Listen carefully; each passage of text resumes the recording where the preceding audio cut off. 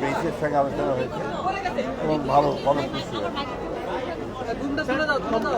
ডাক ও টেলিযোগাযোগ উপদেষ্টা বলেছেন রাজনৈতিক দলগুলো অন্তর্বর্তীকালীন সরকারকে ব্যর্থ করার চেষ্টা করছে।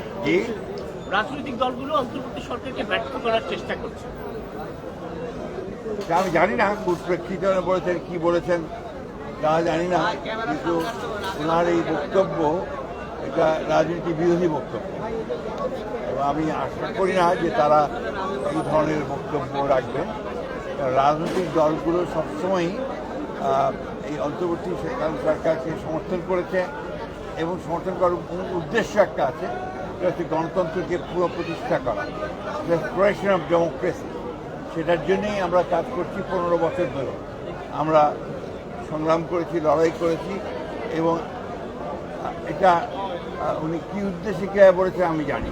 মাননীয় মহাসচিব, বাংলাদেশ ভারত যে সম্পর্কের মধ্য দিয়ে যাচ্ছে, গতকালকে একটি লং মার্চ করেছে আপনাদের অঙ্গ সংগঠনরা, এই সমস্যার সমাধান কি বাংলাদেশ আলোচনার মধ্যে দিয়ে সমাধান হবে, এগুচ্ছে।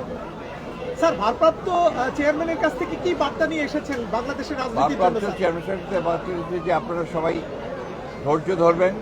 একটা বিশাল বিজয় সূচিত হয়েছে জনগণের।